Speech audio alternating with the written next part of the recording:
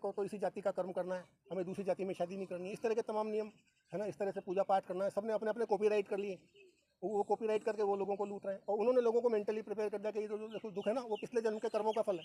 कोई मंत्री भ्रष्टाचार के आरोप में जेल जाता है, वो वहां पे बीमार हो जाता है तो सरकार मेडिकल बोर्ड बिठा देती है एम्स का, और आम आदमी के हिस्से की जब बात आती है तो सरकार कहती है खजाना खाली है। की शपथ लेते हो तो मत लो शपथ, जब उसमें लिखा हुआ है रोजगार देना होगा, अगर आप नहीं दे सकते तो शपथ क्यों लेते हो, तो झूठी शपथ क्यों खाते हो, आपके खिलाफ कोई कार्रवाई क्यों नहीं होती। तो सरकार को रोजगार देना होगा, और अगर रोजगार नहीं दे सकती है तो बेरोजगारी का हर्जाना देना पड़ेगा। नरेगा की रेट के हिसाब से 15,000 रुपये महीने बनता है। इसलिए हमें सरकार से सिर्फ दो ही सवाल करने हैं, नेताओं से, पार्टियों से, सभी लोगों से सिर्फ दो ही सवाल, मेरे हिस्से में क्या आया, मेरा हिस्सा किसने खाया।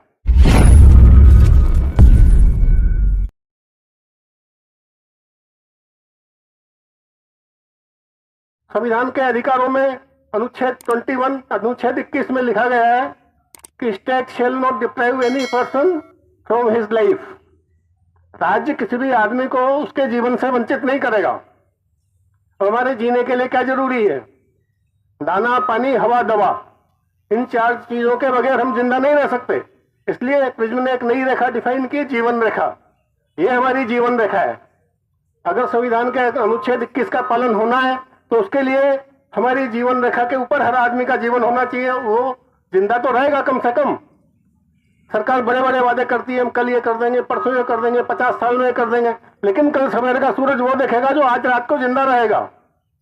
तो इसलिए कल सवेरे का सूरज हम तब देखेंगे जब हम आज जिंदा रहेंगे। इसलिए पहला मुद्दा ये है कि हमारा आज खतरे में नहीं पड़ना चाहिए, और उसके लिए जरूरी है जो संविधान का अनुच्छेद 21 जो कहता है कि राज्य किसी को भी उसके जीवन से वंचित नहीं करेगा। हमारी जमीन पर सरकार ने कब्जा कर लिया, पूंजीपतियों ने, व्यापारियों ने, सबने मिलकर कब्जा कर लिया। इस सिस्टम, मान लो इस सिस्टम ने हमारे खेत खलियान जो भगवान ने बनाए उस पर कब्जा कर लिया, जंगलों पे कब्जा कर लिया, पानी हमारा, नदी हमारी, तालाब हमारा, धूप हमारी, खदान हमारी, सब कुछ हमारा ही तो है। और हमारा कब्जा करके उस पे से ये लोग कुछ भी इकट्ठा कर रहे हैं और फिर हमारे ऊपर एहसान जताते हैं कि हमने तुमको फ्री बिजली दे दी, किसानों को सम्मान निधि दे दी। कहां से दे दी? तुम अपने पूर्वजों के खजाने से थोड़ी लेकर आए हो। तुम जो भी दे रहे हो हमारा ही हिस्सा है, और हमारे हिस्से में से देकर के वो भी टुकड़ों की तरह देते हो और हमारे ऊपर एहसान जताते हो। पहले हम जंगलों में रह सकते थे, हवा थी, पानी पी सकते थे। आज हमारे पास कुछ भी नहीं है। पानी आपने अशुद्ध कर दिया, हवा आपने अशुद्ध कर दी, पानी तक हम खरीद कर पीने के लिए मजबूर हैं। तो ऐसी स्थिति में ये जीवन रेखा के ऊपर हर आदमी का जीवन हो, ये सरकार की सबसे पहली जिम्मेदारी है। और इसलिए हमने कहा जीवन रेखा, दाना, पानी, हवा, दवा, हर आदमी के कम से कम एक टाइम भरपेट खाने का इंतजाम वो सरकार को करना पड़ेगा। इलाज का इंतजाम, आपने रामायण की कहानी पढ़ी होगी कि वो वैद्य सुषेण था जिसको हनुमान लेकर आए और उन्होंने लक्ष्मण का इलाज किया, जबकि वो रावण का वैद्य था। उसने अपने दुश्मन का भी इलाज फ्री में किया। आज सरकार हमारा इलाज भी फ्री में करने को तैयार नहीं है। कोई आदमी जघन्य अपराध करता है और जेल में भर्ती है, जेल के अंदर कैद है, उसको सजा मिल गई, उसको 10 दिन बाद या 2 महीने बाद फांसी होने वाली है। क्या उसके खाने का इंतजाम सरकार नहीं करती है? क्या उसके इलाज का इंतजाम सरकार नहीं करती है? कोई मंत्री भ्रष्टाचार के आरोप में जेल जाता है, वो वहां पे बीमार हो जाता है तो सरकार मेडिकल बोर्ड बिठा देती है एम्स का, और आम आदमी के हिस्से की जब बात आती है तो सरकार कहती है खजाना खाली है। तो सारा खजाना आपके लिए, हमारे लिए खजाना कहां चला गया? तो इसलिए दाना, पानी, हवा, दवा, यह सरकार की सबसे बड़ी जिम्मेदारी है। और अगर इसके अभाव में किसी की भी जान चली जाती है, इसका मतलब संविधान इस अनुच्छेद का पालन करने में चूक गई, क्योंकि उसने कहा था जीवन की रक्षा करेगा। अगर इन 4 की कमी से किसी की भी जान जाती है तो सरकार को उसकी पेनल्टी देनी होगी। हम बगैर हेलमेट के सड़क पर निकल जाए तो जुर्माना, बगैर बेल्ट के निकल जाए जुर्माना, टैक्स जमा कराने में लेट हो जाए जुर्माना, कदम कदम पर करती हम पर सब सरकारें जुर्माना। अब सरकारों को भी देना होगा गैर जिम्मेदारी का हर्जाना। अगर आप अपनी जिम्मेदारी पूरी करने में खरे नहीं उतरते हो तो आपको पेनल्टी देनी पड़ेगी। आपने आयुष्मान योजना बनाई जिसमें 5 लाख का इलाज आप करते हो, इसका मतलब उसकी बीमारी की कीमत 5 लाख रुपए, उसकी जान बचाने की कीमत, तो उसकी जान की कीमत कम से कम 10 लाख रुपए होना चाहिए। तो हमारी सबसे पहली मांग ये है कि अगर दाना, पानी, हवा, दवा के अभाव में इस जीवन रेखा का पालन नहीं करने के कारण अगर किसी भी आदमी की जान जाती है तो उसके आश्रितों को सरकार को 10 लाख रुपया का हर्जाना देना पड़ेगा। दूसरा मुद्दा है हमारा रोजगार का। संविधान में लिखा हुआ है, अनुच्छेद 39 क ख ग, इस सबके अंदर ही लिखा गया है कि राज्य व्यक्तियों को समुचित आजीविका की व्यवस्था हो, पर्याप्त व्यवस्था हो, यह सुनिश्चित करेगा। तो राज्य क्यों नहीं सुनिश्चित करता है? बेरोजगारी के मामले में आप हाथ ऊंचा कर देते हो, फिर हम लड़ते हैं कभी आरक्षण हटाने के लिए, कभी आरक्षण बढ़ाने के लिए। कुछ सरकार के पास रोजगार है ही नहीं। अगर आरक्षण 100% भी कर देंगे तो क्या फायदा होने वाला है, और आरक्षण बिल्कुल भी घटा देंगे तो क्या फायदा होने वाला है, जब सरकार के पास नौकरियां ही नहीं है, सरकार रोजगार ही नहीं देने चाहती। और अगर रोजगार दे देगी तो हमें क्या फर्क पड़ा किसी चीज से। एक कहावत है, टोटा का घर में रोठा की लड़ाई, कि जब अभाव होता है तो रोटी के लिए लड़ते हैं, लेकिन अगर अभाव नहीं हो तो छोटी छोटी चीजों के लिए झगड़ा नहीं होता है। तो सरकार की जिम्मेदारी है रोजगार देने की। हम कोई सरकार से भीख नहीं मांग रहे, हम काम करने के लिए तैयार हैं। किसी भी देश के सामने काम चोरी एक समस्या होती है, हमारे साथ में तो आदमी है जो काम करने को तैयार है, देश के लिए जान देने को तैयार है। सेना में भर्ती होते हैं, वहां लाइन लगती है, भगदड़ मच जाती है। आज यूक्रेन के पास सेना की कमी है, अमेरिका के पास सेना की कमी है, रूस के पास सेना की कमी, जनसंख्या वहां की प्रॉब्लम हो गई। हम कहते हैं हमारे पास बेरोजगारी की समस्या है। भाई काहे की समस्या है? मैन पावर है हमारे पास। अगर हमारे पास 8 करोड़ लोग बेरोजगार हैं, इसका मतलब 16 करोड़ हाथ तैयार है देश में काम करने के लिए। तो ये समस्या या समाधान है? हम मैन पावर को प्रॉब्लम मान रहे हैं, हमारा नजरिया ही गलत हो रहा है। और अगर सरकार ये व्यवस्था नहीं कर सकती, संस्कृत में कहा गया है, अमंत्रम अक्षरम नास्ति नास्ति मूलम मनोष्टम, अयोग्य पुरुषो नास्ति योजकस्य तस्य दुर्लभ। ऐसा कोई मंत्र नहीं है, अक्षर नहीं जिससे मंत्र नहीं बनता है। ऐसी कोई जड़ी बूटी नहीं है जिसकी दवाई नहीं बनती है।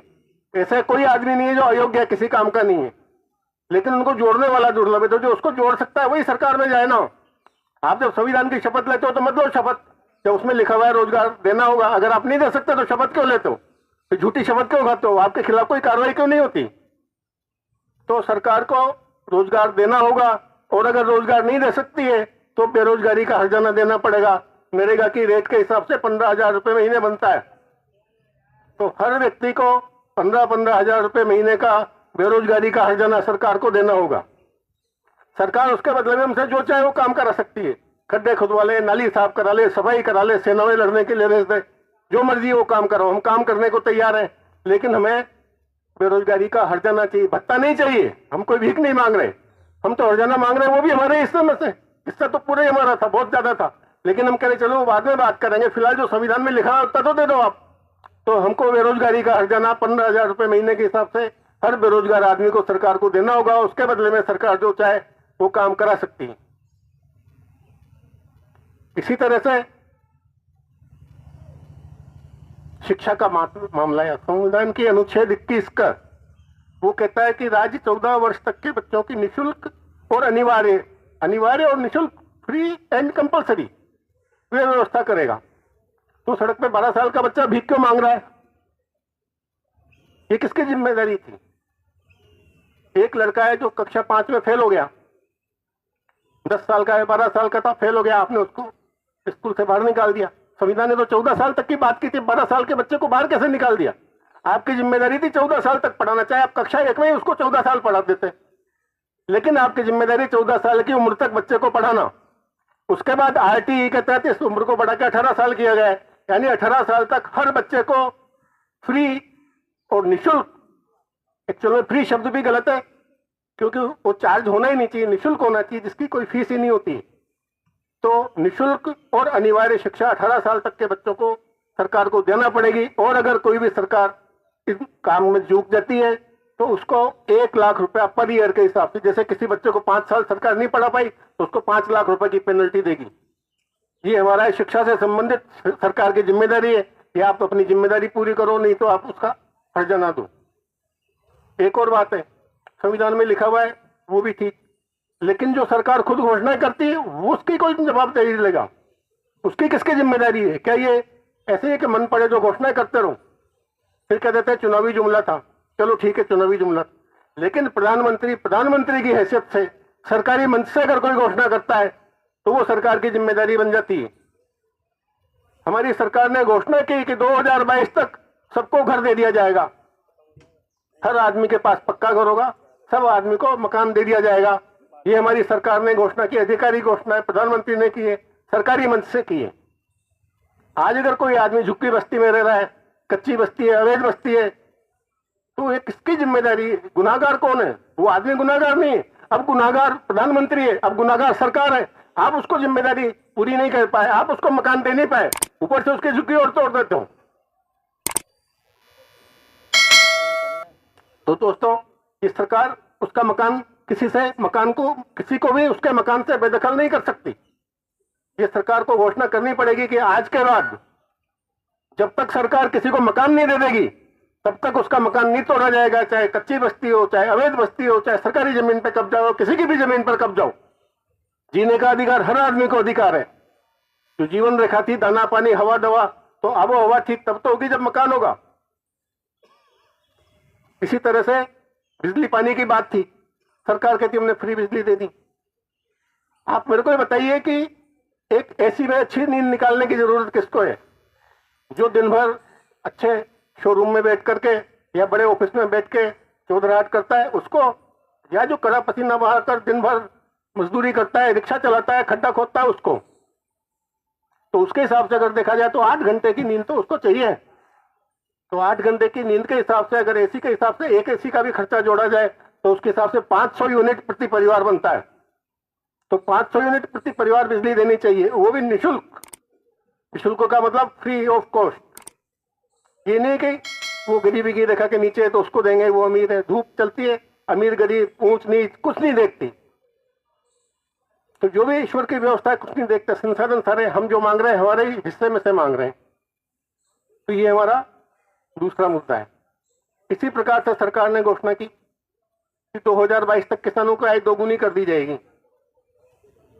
अब आप मेरे को बताइए कि अगर किसान की लागत आती है 100 रुपया, तो आज की तारीख में जो एमएसपी का फॉर्मूला है वो है लागत का 1.5 गुना। तो अगर किसान की लागत 100 रुपए है तो उसकी एमएसपी सरकार के हिसाब से होगी 150 रुपया। तो उसका मुनाफा कितना हुआ? 50 रुपया। अब अगर उसकी आय को 2 गुना करना है तो इस 50 को 100 रुपए करना पड़ेगा, यानी एमएसपी को 200 रुपए करना पड़ेगा। तो मतलब साफ है कि अगर किसान की आय 2 गुनी करनी है तो एमएसपी लागत की 2 गुनी करनी होगी। अभी जो लागत की 1.5 गुनी एमएसपी, ये मैं नहीं कह रहा, ये सरकार ने कहा है। जो सरकार ने कहा है तो सरकार सोचे उस बात के लिए, है ना, कि वहां का खर्चा कैसे आएगा, क्या करेगा। लेकिन एमएसपी लागत का 2 गुना होना चाहिए। और उसके बाद अगर एमएसपी से कम कीमत पे किसी भी किसान को कोई फसल बेचनी पड़ती है तो जो उसका घाटा हो रहा है उस घाटे का कम से कम 60% सरकार को बियर करना चाहिए। सरकार वहन करेगी, 40% वो खुद बर्दाश्त कर लेगा। तो ये हमारे मूल मुद्दे हैं कि सरकार को बेरोजगारी का हर्जाना देना होगा। आज कोई भी समस्या आती है तो केंद्र सरकार कहती है राज्य सरकार ऐसा नहीं कर रही, राज्य सरकार कहती है केंद्र ऐसा नहीं कर रहा है। तो हमने जितने भी मुद्दे भी आपके सामने रखे वो सारे समवर्ती सूची के अंदर है, कॉन्करेंट लिस्ट के अंदर है। यानी वो राज्य की भी जिम्मेदारी है, केंद्र की भी जिम्मेदारी है, कोई भी हाथ ऊंचा नहीं कर सकता। तो ये हर्जाना केंद्र सरकार और राज्य सरकार आधा आधा मिलकर बांटे। अगर कोई पार्टी कहती है कि हम इस मुद्दे से सहमत है तो जहां उनकी सरकार है वहां पे लागू कर दे, वो 50% लागू कर दे। आधा हर्जाना वो देगी जब केंद्र देगी, केंद्र को लगता है वो सही है तो उस पर वो दे। तो ये सारे हमारे मूल मुद्दे हैं।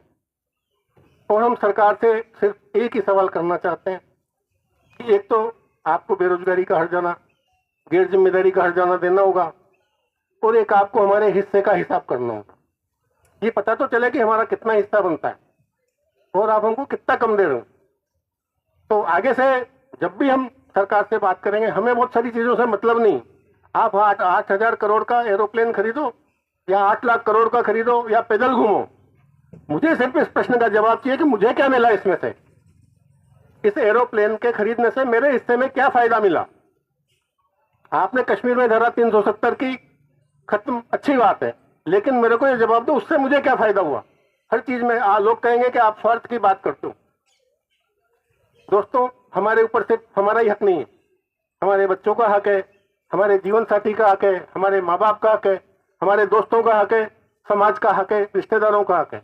अगर हम अपना हक छोड़ देते हैं, अगर हम अपना हिस्सा छोड़ देते हैं तो कोई त्याग नहीं कर रहे हम बेईमानी कर रहे हैं, हम अन्याय कर रहे हैं जो उन लोगों के ऊपर जो हमारे ऊपर आश्रित हैं। इसलिए अगर हम हमारे हिस्से की बात कर रहे हैं तो हम कुछ गलत नहीं कर रहे हैं, ये हम न्यायपूर्ण बात कर रहे हैं। अन्याय को बर्दाश्त करना भी अन्याय करना ही है।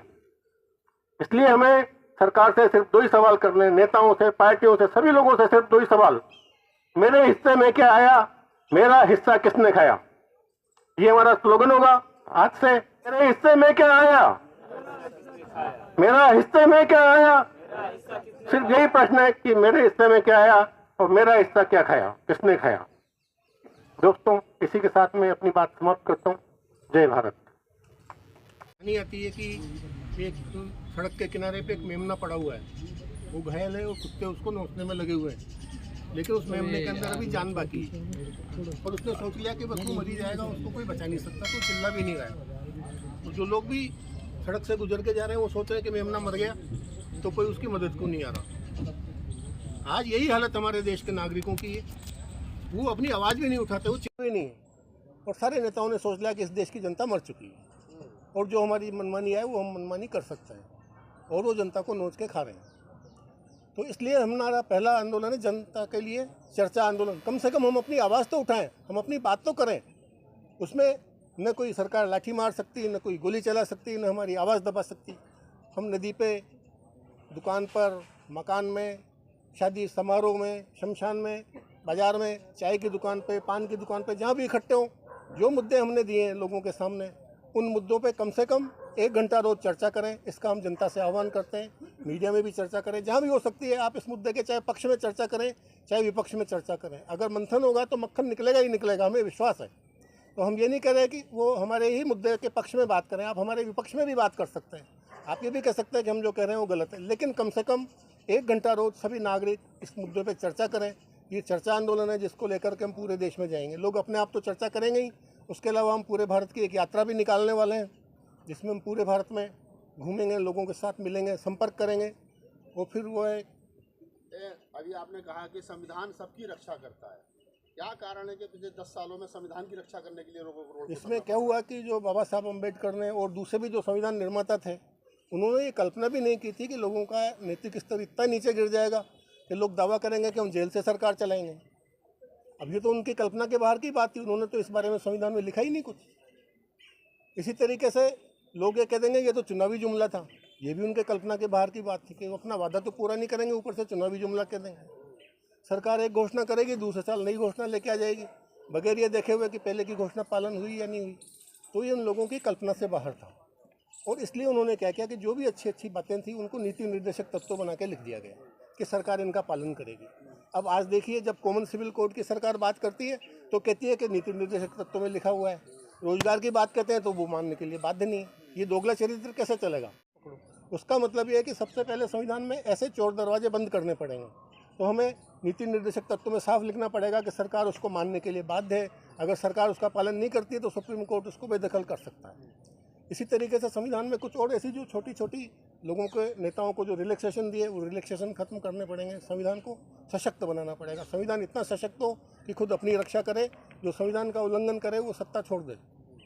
ऐसे में जब लोगों को 2 वक्त की रोटियों के लिए लोग, देश की 80% आबादी जो जूझ रही है, सरकार दावा कर रही है कि हम 80 करोड़ लोगों को 5 किलो अनाज दे रहे हैं, ऐसे में लगता है कि लोग अपनी रोजी रोटी छोड़ करके आपके बिल्कुल नहीं आएंगे, बिल्कुल नहीं आएंगे। जो पूंजीवाद है उसके कई हथियार हैं। पूंजीवाद का नारा है कि जो हमसे टकराएगा वो समय कहाँ से लाएगा। तो आम आदमी को इतना बिजी कर दो रोजी रोटी को जुटाने में कि उसके पास समय ही नहीं रहे। इसीलिए हमने इस तरह के आंदोलन को डिज़ाइन तैयार किया। जैसे गांधी जी ने उस टाइम के हालात में तैयार किया था डिज़ाइन, हमने आज के हालात को देखते हुए तैयार किया कि आदमी कुछ भी अपना काम करते हुए, जहाँ अपने सर्विस पे गया वहाँ भी अपने जो उसका साथ में काम करने वाला सहकर्मी है उसके साथ बात कर सकता है, इस मुद्दे पे विरोध में भी बोल सकता है। चर्चाएं करेंगे तो ये धीरे धीरे ये वाइब्रेशन फैलेगा। डॉक्टर अम्बेडकर ने कहा था कि सरकार की जिम्मेदारी है रोटी, कपड़ा, मकान। बिल्कुल, सरकार तीनों जिम्मेदारी से भाग। हाँ, तो वही तो उसमें मैंने जो आप तो कैसे दबाव बनाएंगे सरकार पे दबाव। देखिए, एक अन्ना जी ने आंदोलन के टाइम पे बहुत अच्छी बात कही थी कि नाक दबाओगे तो मुंह अपने आप खुलेगा। तो सरकार की नाक को दबाना पड़ेगा। उसके लिए हम आए टैक्स पॉलिसी पर। सरकार टैक्स तो ले रही है, उसकी कोई अकाउंटेबिलिटी नहीं है, बेतहाशा टैक्स ले रही है। तो टैक्स भी लिमिटेड किए जाएं, टैक्स की एक अधिकतम सीमा तय की जाए। आज हमारे घरों में कोई शादी समारोह होता है, कोई फंक्शन करते हैं हम, तो पहले अपना हैसियत देखते हैं, जितना हमारा बजट होता है उसके हिसाब से हम कार्यक्रम बनाते हैं। लेकिन सरकार पहले कार्यक्रम बनाती है, फिर उसके हिसाब से लोगों के ऊपर टैक्स थोप देती है। तो इस परंपरा को ठीक करना पड़ेगा। तो जनमत का दबाव ही एक ऐसा दबाव है जिसके आगे की सरकार झुक सकती है।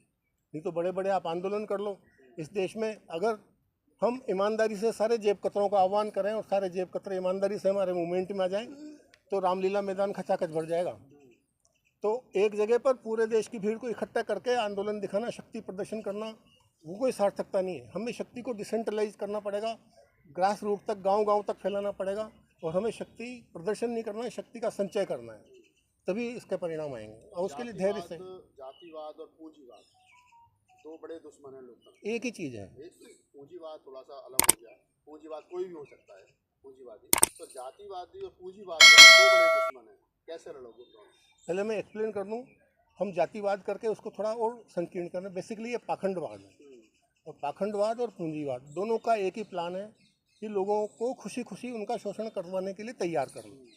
पूंजीपति इस तरीके से जाल फैलाता है, इस तरह की स्कीम लेके आता है कि आदमी जो है क्रेडिट कार्ड खरीद रहा है, हैवी इंटरेस्ट दे रहा है, फिर भी बड़ा खुश है।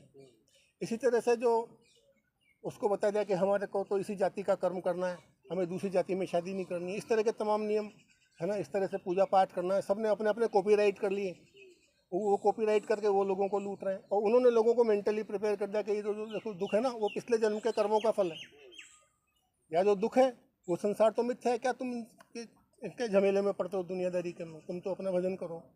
तो दोनों की एक ही साजिश है। इसलिए हमने जो स्लोगन दिया है, साम्यवाद दम तोड़ चुका है, दम तोड़ रहा है समाजवाद, मानव भक्षी बन बैठा है पाखंडवाद युद्ध पूंजीवाद। सब साथ रहें, सब लोग बढ़ें, गुणवान फलें, शैतान डरें, ऐसे विश्व का सृजन करेगा आस्तिक गतिक साम्यतावाद। अगला कदम क्या होगा फिर? अगला कदम हम शुरुआत तो जनसंपर्क से करेंगे, छोटी छोटी सघन बस्तियों में, और उसके बाद जल्दी 21 अक्टूबर के आसपास हम एक भारत यात्रा की तैयारी करेंगे, जो सबसे पहले 1 महीने के लिए हम उसको दिल्ली में रखेंगे और फिर उसके बाद उसको बाहर ले जाएंगे।